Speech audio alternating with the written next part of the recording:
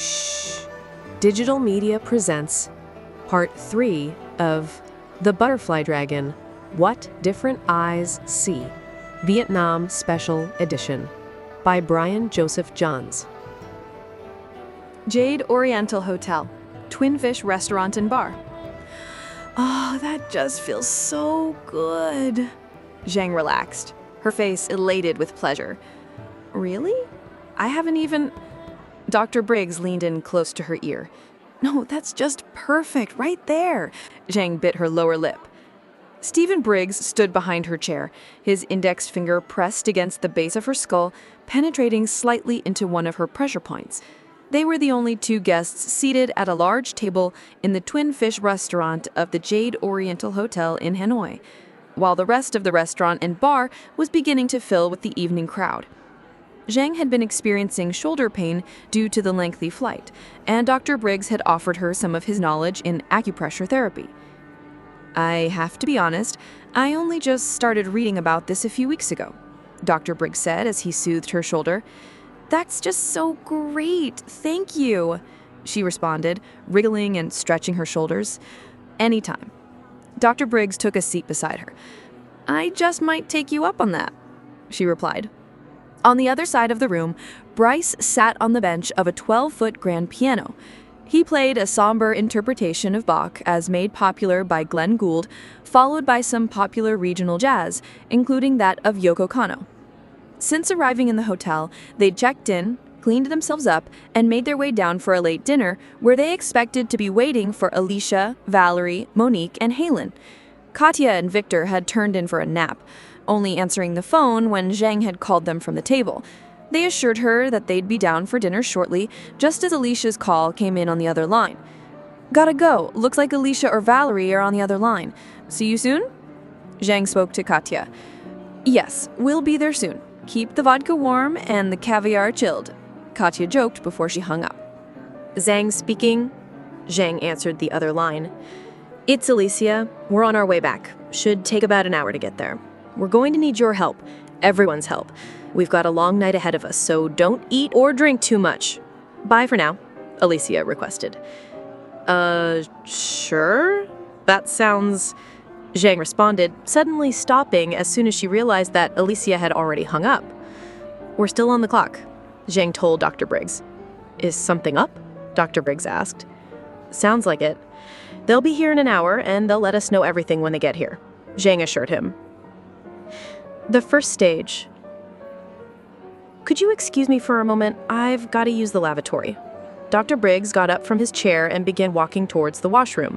The restaurant was sparsely populated in terms of customers, even for a weekday, but there were still a few tables occupied, mostly by tourists and local office workers out for a bite after work. Briggs waved to Bryce on the way by the piano, and Bryce nodded to him as he passed. He strode the length of the bar, at the end of which was the entryway to the wash area. As he passed one of the patrons, she dropped a tiny makeup purse on the floor in front of Dr. Briggs. He immediately bent over and picked it up for the lady, handing it back to her, getting a look at her. Her eyes were piercing blue, while her nose was thin and slightly turned up at the tip. Her nostrils were underlined by a pair of full-bodied lips, glossy and red even in the dim lighting of the bar. Her hair was slightly longer than shoulder length, blonde with streaks of platinum which crowned a thin and fit early 30s body. What a gentleman! Thank you ever so much. Care for a drink? Asked the lady, her piercing blue eyes looking very inviting to Briggs. I'm with a guest, but thank you for the invitation. Briggs smiled and turned to continue his trip to the washroom. I'm Linda Delmore. She held out her hand before Briggs had a chance to leave. Linda, nice to meet you. I'm Stephen Briggs. He shook the lady's hand. Are you American by any chance? Linda asked Briggs. No, and yes, I'm a Canadian, born and raised, but I've spent the last 4 years working in the United States with peers in my field. You sound like you've got a touch of Washington in you, asked Briggs. Close. Baltimore, actually.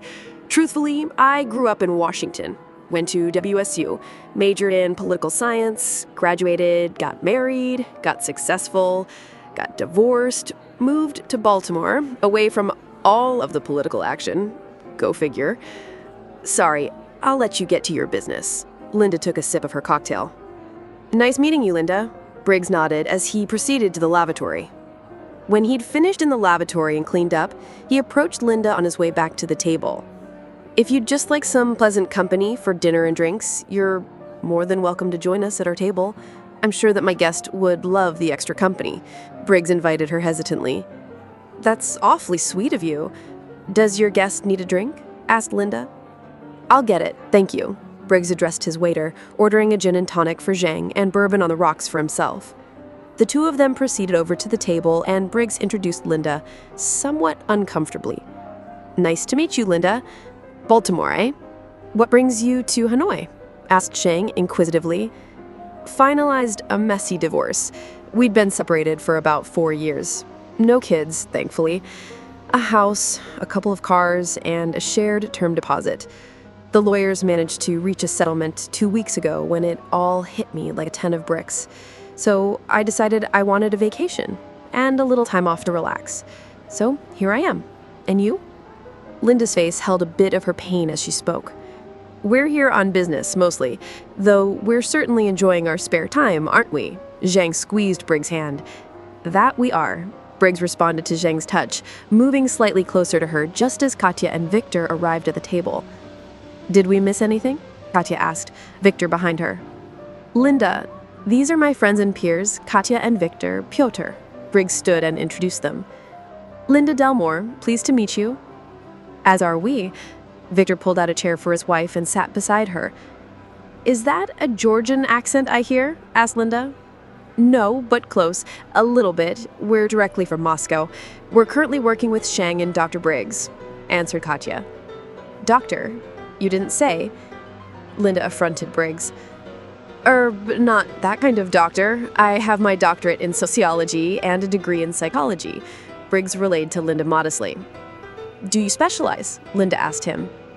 Yes, Southeast Asian history and philosophy from a sociological perspective, Briggs explained, clearly trying to stay away from the topic. I'm very interested to hear more, Linda pressed him. Did you know that Zhang here is a mathematician and one of the founders of a new field of study called computational biology? Briggs expertly directed Linda's attention to Zhang. Really? You're scientists? Linda asked. I do a lot work in the sciences, mostly research. Katya and Victor are doctors as well. Zhang nodded to Katya and Victor. We're doing mostly research as well, medical related, however, we're here mostly as consultants, Katya added.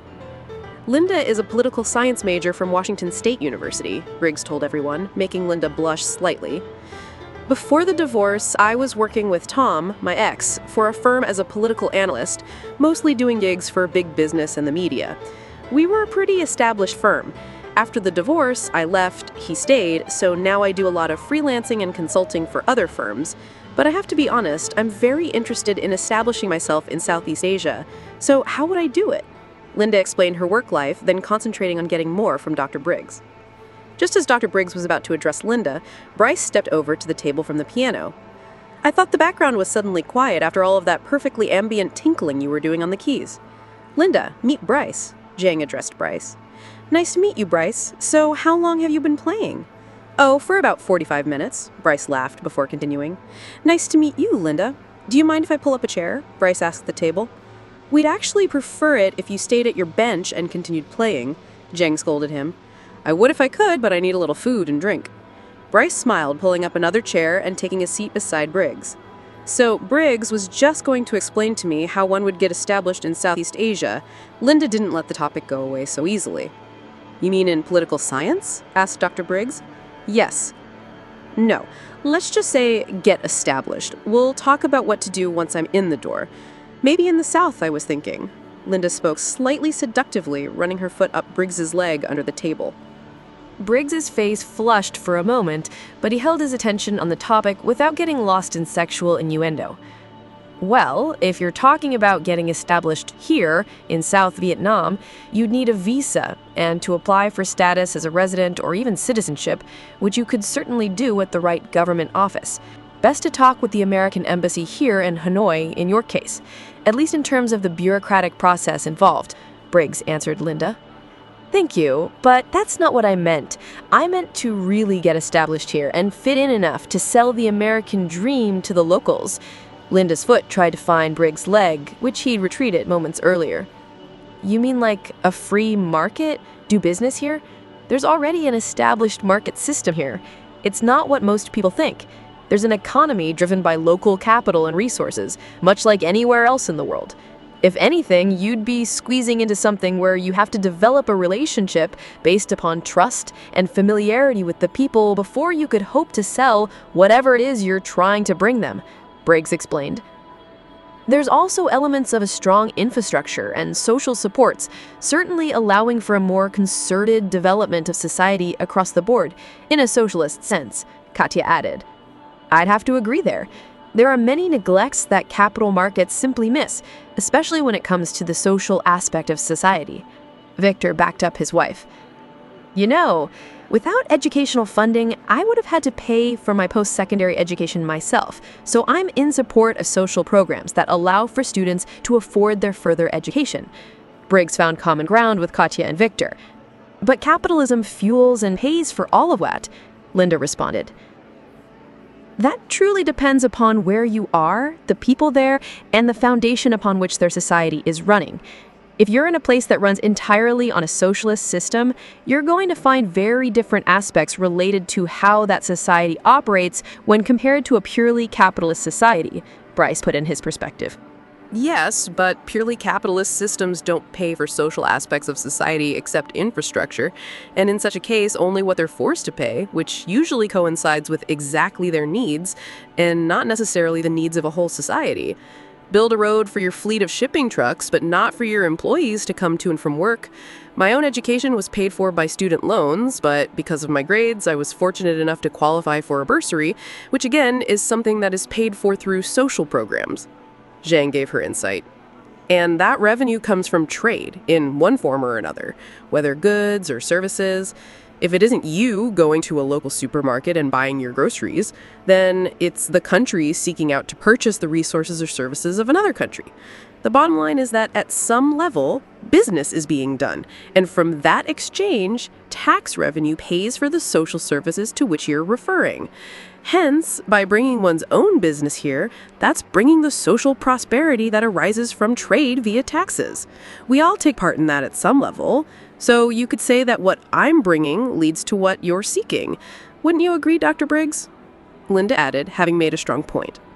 I'm kind of in the middle right now, though I'm very much liking the idea that most of what I need as a member of society is supported through some form of social apparatus, whereas in a capital market, it's demand that creates the pressures for aspects of infrastructure, and not everything that is absolutely needed has a high demand. Someone gets a rare disease, but because it's rare, it's not worth a doctor training for that specialization because they won't have many customers, Briggs surmised. Well, good luck paying for that hospital without capital markets and trade, Linda punctuated her point. Dr. Briggs, may we pay for your dinner tonight? It's really good having you here, and I've enjoyed the company. This offer extends to both you and Zhang, by the way. Victor offered. I can't offer you that, but I will get all your drinks if you'd consider my point, Linda forwarded. No, really, you don't have to, Briggs pleaded with them. Same here, I'm all right paying for myself, Zhang followed suit. No, I insist. Victor and Katya moved in closer to their peer and friends. Then it's settled. Dinner and drinks on us tonight. Linda looked at Katya and Victor, throwing them a competitive sneer. We'll see about this when the bill comes, Victor responded. The mystery, the trail. The trip back to Hanoi was marked mostly by the sound of Valerie's voice as she made arrangements for the delegation to meet with their fellow representatives from Vietnam a day onward. In the interim, the Vietnamese delegation had responded by offering to have half of the delegation meet them in Hanoi, while the remainder of the delegation would meet with them in Ho Chi Minh City in the following week. This made the most sense.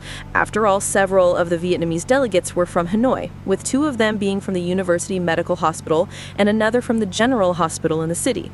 The organizer of the Vietnamese delegation itself was the health minister of Vietnam, whose offices were also in Hanoi.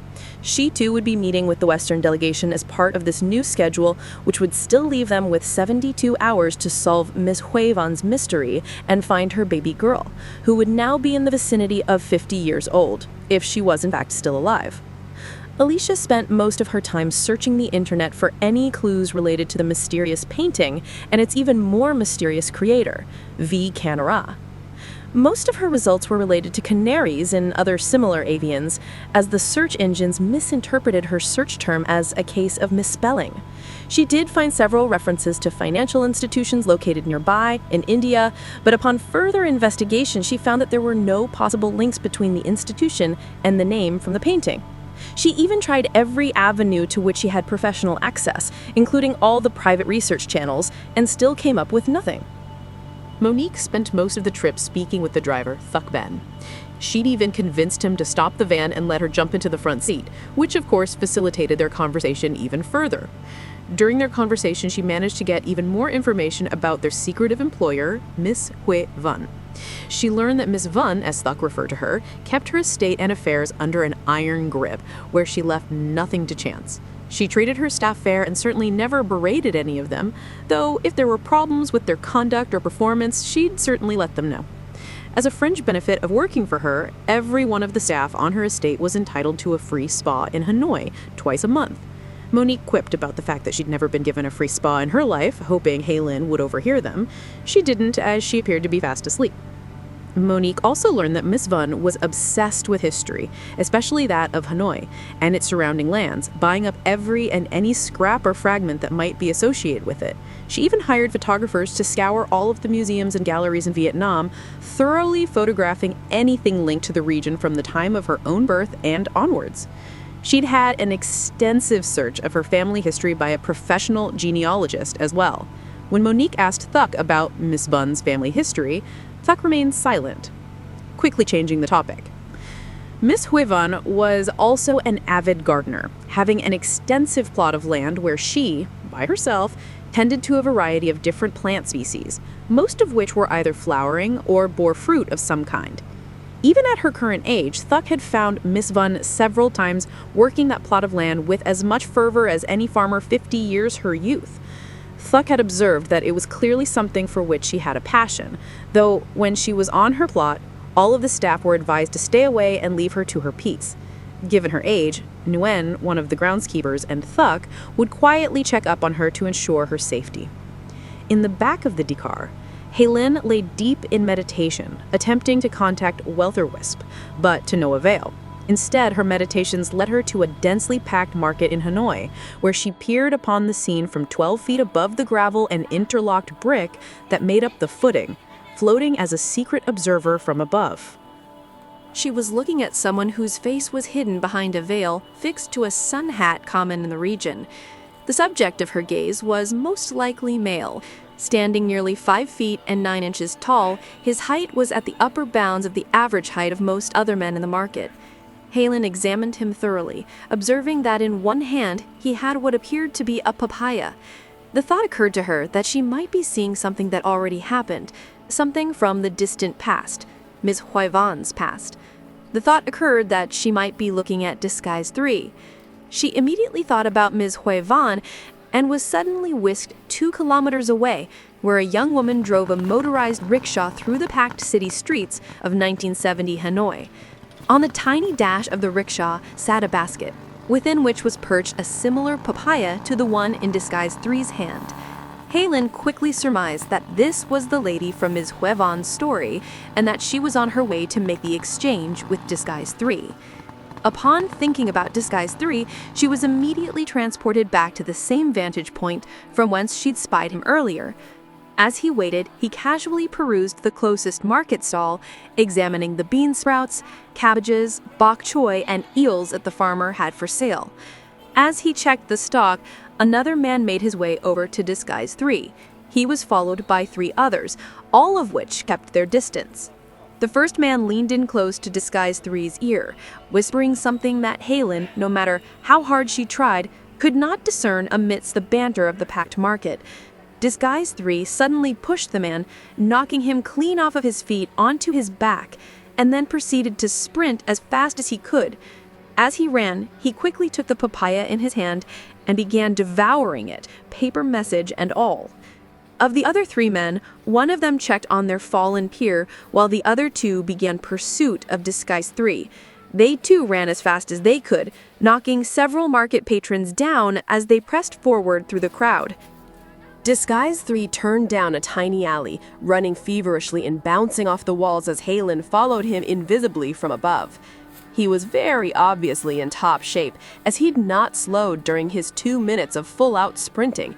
If anything, he'd only picked up his pace, taking as many corners as he could along the way to put as many line-of-sight barriers between him and those pursuing him. He ran out of another alley and back out onto one of the market roads, grabbing hold of the back of a passing motorized rickshaw as he did. He quickly scaled it and laid himself flat on its roof as his pursuers emerged from the same alley. They immediately sighted him on top of the rickshaw and pulled a 2-way radio from their pocket, screaming something in Vietnamese that Halen couldn't make out. It was obvious that they were calling in backup. The rickshaw traveled at a leisurely speed, much faster than his own running pace, and he held on as they exited the market, pulling out onto one of the main roads running parallel to the Great River. From the roof of the rickshaw, he spied a row of parked motorized rickshaws. He quickly leapt off of the roof and rolled efficiently onto his feet, stopping himself quickly and turning to dash for the parked vehicles. As he arrived, he spotted an armored car speeding towards his location from 100 yards away. He quickly broke the ignition casing with his utility knife and pried the tumblers free from the switch, breaking the lock. He then jumped onto the driver's seat on the bike and started the rickshaw. It backfired once and then began running smoothly as Disguise 3 put it into gear. He sped out of the small parking zone alongside the road and pushed the rickshaw to its limits as the armored car approached. By the time he was up to the vehicle's top speed, the armored car was directly behind him. He sped along the road, quickly making a hard right, out onto a large bridge that spanned the river, nearly tipping the rickety vehicle over in the process. The armored car took its turn much wider, entering into the oncoming lane, narrowly missing several approaching vehicles as it did. The driver managed to get the heavy vehicle back into the lane following the rickshaw. It sped up as it careened back onto course in full pursuit. The rickshaw continued to flee as one of the vehicles from the oncoming lane crossed the barrier, colliding with the rickshaw, sending it spinning until it came to a stop against the pedestrian railing of the bridge. Several armed men poured out that vehicle and of the armored car as Disguise 3 got to his feet in an attempt to flee. Several shots rang out as the gunmen screamed in Vietnamese, "Stop! Put your hands up! Any sudden moves and we will shoot you!" Disguise 3 stopped, raising both his hands and keeping them well over his head. Several of the armed men slowly approached Disguise 3 from behind. As one of them got close enough, he suddenly kicked the man's knee while grabbing his arm and using him as a shield. The others kept their pistols aimed at Disguise 3 as he backed away from them, suddenly discarding the man he'd used as a shield and diving over the railing. Several shots sounded, one of them impacting his lower back as he flew out into the air over the railing until gravity took hold of him, accelerating him down towards the river 150 feet below. As he hit the water, Halen was suddenly drawn back into her own time and reality as the Dakar pulled up to the front of the Oriental Jade Hotel. She sat up in her seat, taking a few moments to center herself, until Alicia noticed.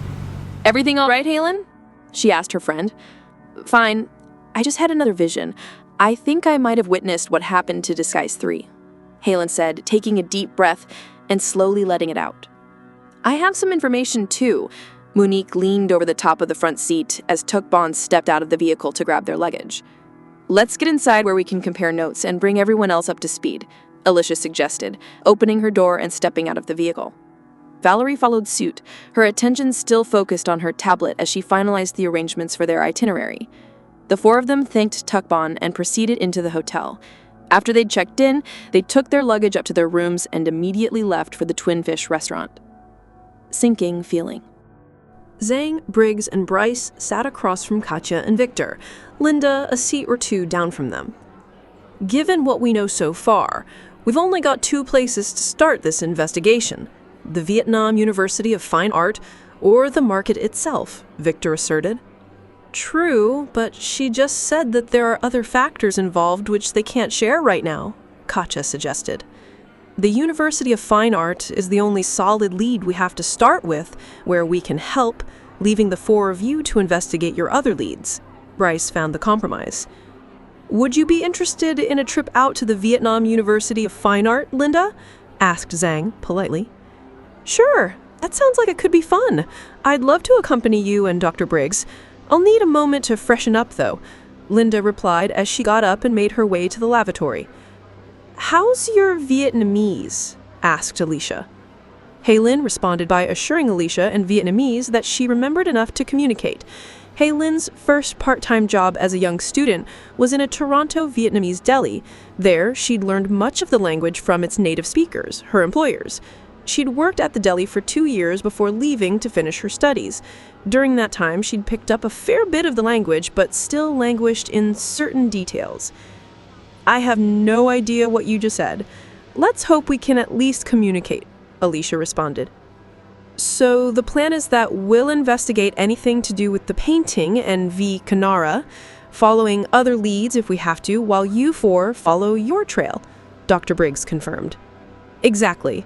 If we come up with anything, we'll contact you with that information and vice versa. When you find something, let us know, Haylin advised Dr. Briggs. Getting rental cars would probably be a bad idea in this situation, as time is of the essence. We'll stick to taxis, Bryce added. Linda returned from the wash area and the two groups left together, bringing her up to speed as they ventured out of the restaurant and to the taxi park. A sketchy memory. They loaded themselves into 2 separate taxi vans, the first van leaving for the university, and the second van remained while they figured out where they needed to go. We're trying to find a specific food market here in Hanoi. We're going to need to see a couple of them before we find the right one, Haylin asked the driver in Vietnamese. Did you say Pelican Market? Asked the driver, turning around in his seat, somewhat puzzled. Yes, the food market, Haylin responded, hearing only the word food rather than pelican.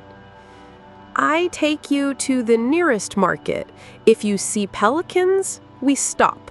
The driver turned around and responded in English, clearly puzzled by Haylin's earlier request.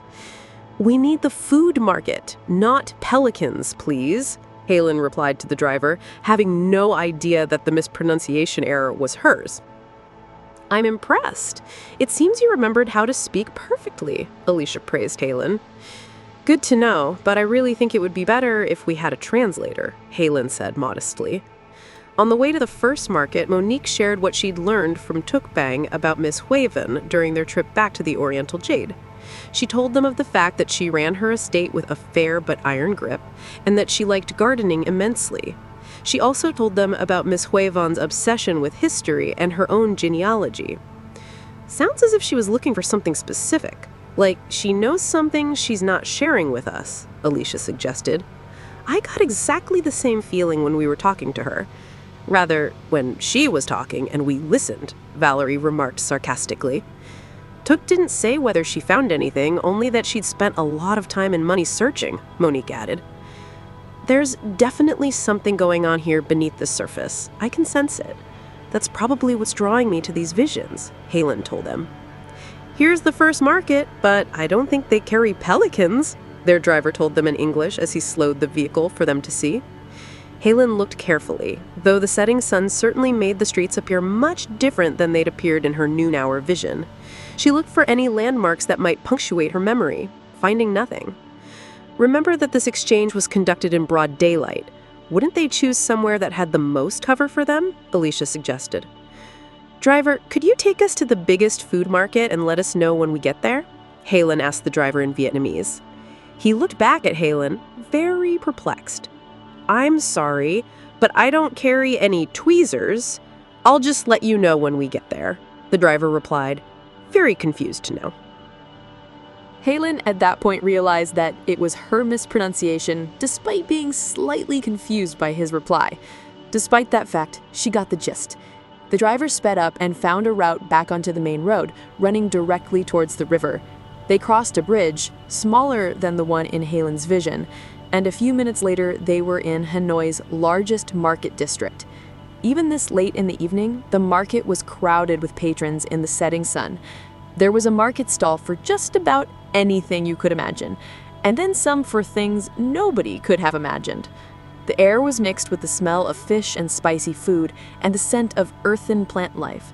Monique's stomach grumbled as they passed a line of market stall food vendors. As they approached a small intersection in the midst of the market, Halen recognized the alley where Disguise 3 had fled. She turned her head and spied a row of market stalls very similar to those in her vision. "Stop the car," Halen blurted out in Vietnamese. "Miss, I don't have an oven mitt, but I can stop and let you out here. You could probably find one. Tweezers, too." The driver seemed very confused and even startled by Halen's request. "Yes, let us out," Halen agreed, and the car suddenly stopped. "Thank you," Alicia said in perfect Vietnamese, paying the driver. The driver smiled at Alicia and thanked her. The driver then turned to Halen, seemingly both startled and frightened by her. "Take a picture. It lasts longer," Monique defended her boss. "How'd you know how to say that?" Halen asked Alicia. "I looked it up on the internet on the way here," Alicia replied. "Clever girl," Valerie agreed. "It's my business to be clever." Alicia smiled. "And back to language school for me," Halen added with this sense of humor. "You and the driver did good. You got us here, didn't you?" Alicia offered. "We're in the right place. There's the alley that Disguise 3 used for his escape. He was standing right over here waiting for the drop-off." Halen first pointed to a nearby alley and then to the corner of a stall. "Good idea." Halen turned to see Monique ordering food from the same stall. Monique ordered a spicy mango shrimp salad smothered in cilantro. She was able to order thanks to a clever system the stall owner had set up, with each menu item having its own picture and corresponding number in several different languages, including English. Alicia and Valerie followed suit, ordering a small helping of spring rolls between them. Halen, upon arriving at the front of the line, questioned the market stall owner. "How long has your family run this stall?" asked Halen, once again in Vietnamese. 60 year! 60 year! A young girl did her best to speak in English for them. "Do you have a relative that worked here in 1970? Halen asked the young girl running the stall. She turned to an even younger boy, probably 10 or 11. "Go! Get Grandma! Tourist needs help," the young girl ordered the boy in Vietnamese. The boy quickly ran off across to the other side of the street into a doorway where he disappeared. A few moments later, he reappeared, helping a little old lady walk over to the market stall. The lady approached the market stall, walking over to the young girl. "What do you need?" the little old lady asked. "She needs help, wants to know about history of our market stall," the young girl addressed her senior. The old lady turned to Halen and walked over to take her granddaughter's place while her granddaughter served other customers. "Were you here in the 1970s? Asked Halen in Vietnamese, her memory of the language improving, perhaps through the synergy of her surroundings. "I speak English, little bit." "Yes, I hear then," the little lady responded to Halen's inquiry in English. Halen pulled a tablet from her handbag. She popped a stylus from its side and opened one of her fashion design applications and began sketching on the surface. After about 3 minutes, she gave the tablet to the little old lady. "Do you remember seeing a man that looked like this?" Halen handed her the picture. She looked at it for a long time, bringing it closer to her face and then holding it at arm's length. She squinted a couple times before her face lit up. "I remember this man. He come a few times," the little old lady stated. "Did you ever see him with a woman?" Halen quickly asked. "No, not me. I not see, but..." The little lady answered quickly and then paused. "Another friend see? He runs small hotel nearby. I give the man in picture the address to hotel. Back in 1970, the elderly lady responded with a smile. "Is that hotel still in business?" asked Halen. "Yes, bed and breakfast now. Good for tourists. A lot of business," the lady answered. "Does your friend still work there?" Halen continued her questioning. "No, he live in apartment nearby. I give you address." The little old lady took the stylus from Halen and wrote an address on the bottom of Halen's sketch. "Here," the little old lady handed the tablet back to Halen. Thank you ever so much. Helene pulled her credit card from her bag and ran over to a small store with a cash machine. She quickly withdrew 300 Canadian dollars worth of Vietnamese money. She took the cash and ran back to the little old lady, handing it to her. Here, for you and your grandchildren, 100 for each question. Thank you for your help. Helene handed her the cash. Oh, thank you so much. Take food. Here, take. The little lady handed Helene a bag, filling it with freshly cooked spring rolls and a few banh mi sandwiches. Helene thanked the lady and joined her friends nearby as they consumed their food. I got an address for the hotel. Helene showed them the sketch and the address. I didn't know you could draw, Alicia responded, startled at her ability. It was part of the fashion design curriculum, the design part, Helene responded with a slight edge of sarcasm. Well, excuse me, Alicia replied jokingly. What can we hope to find at the hotel besides clean sheets? Monique asked. The same thing we found here, another lead, Alicia responded, shoving another spring roll into her mouth. Painting the hole. The van pulled up near the admissions office of the university grounds. Zhang was out first, evidently not into waiting for the driver to open her door. Dr. Briggs followed closely behind her. Like clowns getting out of compact car, Victor remarked, rousing laughter from his peers and the driver, too. Looks like the offices are still open, Katya observed, seeing several administrators at the front desk. This is also a gallery, so we're more likely to have an easier time seeing the painting, Dr. Briggs pointed out. I'm not much of a fan of art. I failed my art classes miserably, Linda responded as the group paid the driver and headed for the doors. Some of the greatest visionaries in history failed their classes as well. Some of the most interesting people I know don't have half the education that I do, Bryce was quick to point out. Are you flirting with me? Linda confirmed with Bryce, blushing slightly. No, Bryce just flirts with the world. That's the way he is, responded Zhang. And when the world turned me down for dinner and drinks, that's when I met my wife, Wendy, Bryce added with a smile on his face. You flirt with the world and you're a married man too? How disgusting, Linda remarked in jest. Guilty as charged. My earlier point being that we learn 3 times as much from our failures compared to our triumphs. Bryce got the door for Linda. True, but we also lose 3 times what we gained compared to our triumphs, Dr. Briggs added. Oh, so true, but I'd still live it all again. Bryce smiled as they approached the front desk. How may I help you? Asked the front desk administrator. We're looking to get access to the gallery. Would it still be open at this time? Asked Zhang. You're in luck. Admission closes in 20 minutes and we lock the doors in 50 minutes, the girl responded. We'll take 6 passes for the gallery, Dr. Briggs requested. Wait, is there a painting on display by artist named V. Kanara? Asked Katya. That piece is in storage and not part of the current showing, the girl at the desk responded. Look, we're on an historic art tour of Southeast Asia, and this is our last stop in Vietnam. We're leaving tomorrow, early in the morning, and my son here, who is just happily married to this woman you see in front of you, was hoping to show his new wife this painting. She's a big fan of art history, and this piece is on her bucket list. Please don't let these newlyweds down. Bryce poured it on thick. I so much was looking forward to seeing that painting. In fact, that's why we came here. Zhang followed Bryce's ruse, grabbing Briggs's hand. Briggs blushed profusely and did everything in his power to contain his growing smile. I don't know, it's policy that we don't let anyone but staff into the storage vault. It's climate controlled and it's a big deal. You understand, don't you? The administrator began laying out the reasons they couldn't when one of the other administrators interrupted. Bryce? Bryce Maxwell? I can't believe this. The administrator put their hands to their head in disbelief. Do I know you? Asked Bryce. No, I'm a student here at the university in the Fine Arts program. I recently did a showing of my 3rd-year work here. It focused on technology and art. Me and my partner modeled an etching laser based upon one of your papers, the student administrator explained. Which paper was that? Asked Bryce. It was titled Quantum Entanglement and Its Applications in Interferometry, where, for the purposes of several of my pieces, my partner and I crafted a QIL, Quantum Interferometer Laser, based upon your paper. We used it to etch a pattern onto a carbon polyfiber medium, complete with a second laser head composed of entangled photons, the artist explained. Huh? Dr. Briggs remarked. Yes, I remember writing that paper. Very remarkable. I'm impressed. How long did that take you? Bryce listened as the student explained. It took a few weeks to build and test the focusing beam.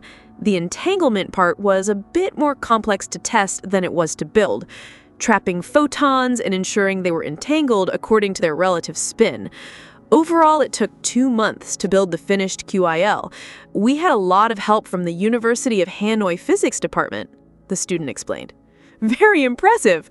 Bryce shook his head, smiling at the student's accomplishment as Zhang kicked his shin. I heard you saying that you'd like access to the vault, and I'd like to propose a deal, the student offered to Bryce, looking in turn to each of the others. Go on, Zhang responded. Well, if you would take a picture of me with Bryce by the very piece I just spoke about, I'd be willing to let you into the storage vault to see the piece you're requesting. However, I must accompany you, and you cannot be left unattended. Not only that, but there will be a shift change soon, and the security staff for the night will arrive. We have to get this done before then, in 15 minutes, the student explained. I'm good with that if everyone else is, Bryce agreed. Sounds good to me, Katia also agreed. I'm here for the ride, Linda remarked, flashing Dr. Briggs a seductive look. Let's do this, Zhang said, grabbing Dr. Briggs's hand, smirking at Linda.